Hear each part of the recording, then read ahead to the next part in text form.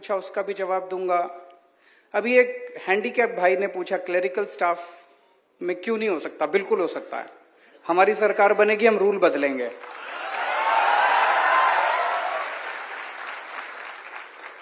और जो आपने उसको हाय दी है, आप हमें आशीर्वाद दीजिएगा।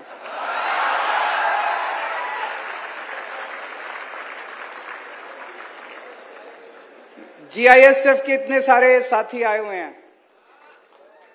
आप लोग जनता की बहुत सेवा करते हैं। मैं आपकी बात से सहमत हूं। 11,000 रुपए में आज किसका गुजारा चलता है, और वो भी 25 साल की नौकरी करने के बाद।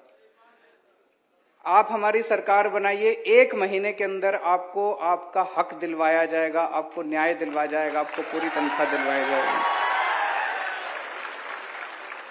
हमारे पत्रकार भाइयों ने अभी अपने मुद्दे उठाए।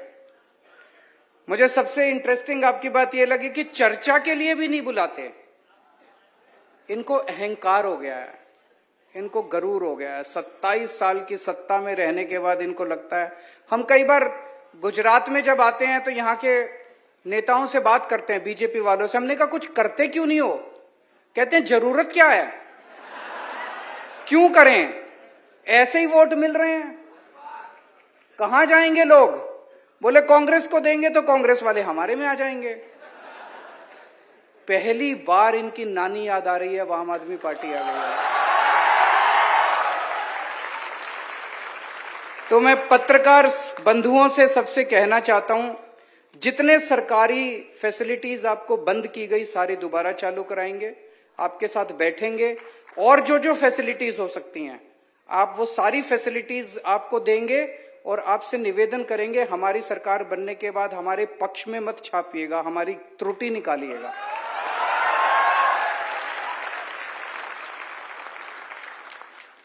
अब सीधा मुद्दे पे आता हूं, मैं पॉलिटिकल बात नहीं करूंगा। 2018 में तलाटी का पेपर हुआ।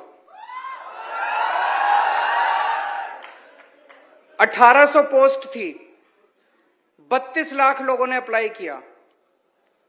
आज तक वो पेपर नहीं करा इन लोगों ने, पेपर कराया ही नहीं इन लोगों ने।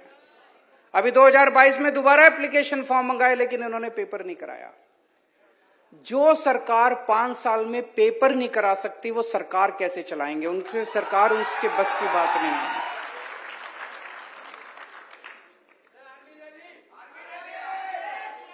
आ रहा हूं। तो आज मैं आपको आश्वासन देता हूं, दिसंबर में आम आदमी पार्टी की सरकार बनेगी। फरवरी में तलाटी का पेपर होगा।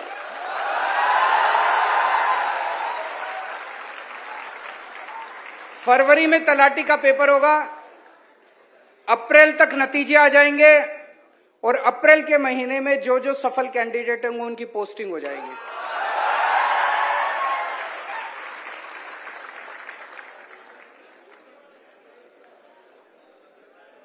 एक जो सब लोग जिस मुद्दे से दुखी हैं कि पेपर बहुत फूटते हैं, इतने पूरे देश में दिवाली पे पटाखे नहीं फूटते जितने गुजरात में पेपर फूटते हैं।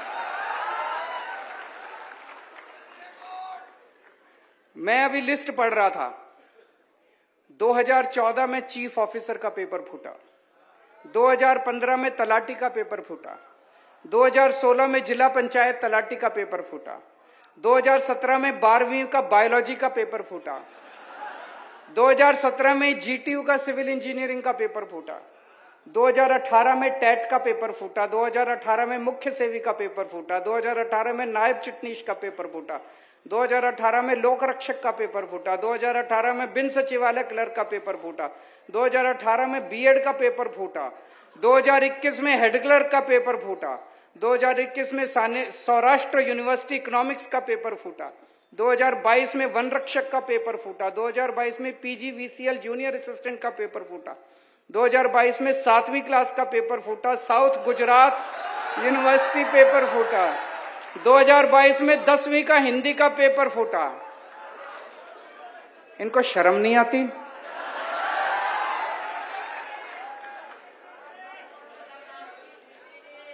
इनसे पेपर नहीं होते, ये सरकार कैसे चलाएंगे? आप लोग क्यों वोट देते हो इनको? ऐसे लोगों को क्यों वोट देते हो जिनसे पेपर नहीं होते? वो सरकार कैसे चलाएंगे? सरकार चलाना बड़ा मुश्किल काम है। इनसे एक पेपर नहीं होते, आपने इनको इतनी बड़ी जिम्मेदारी दे दी।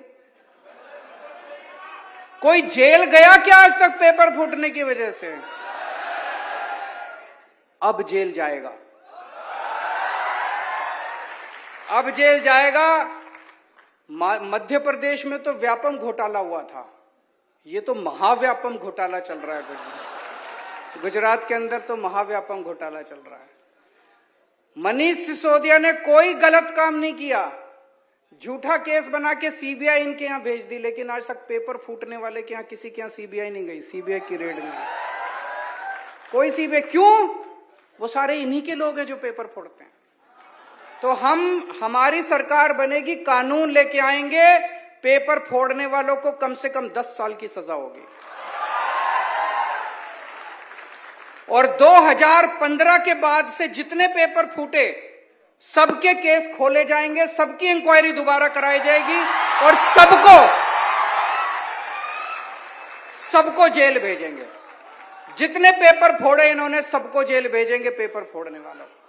अब खबरदार, दिसंबर के बाद अगर किसी ने गुजरात में पेपर फोड़ा तो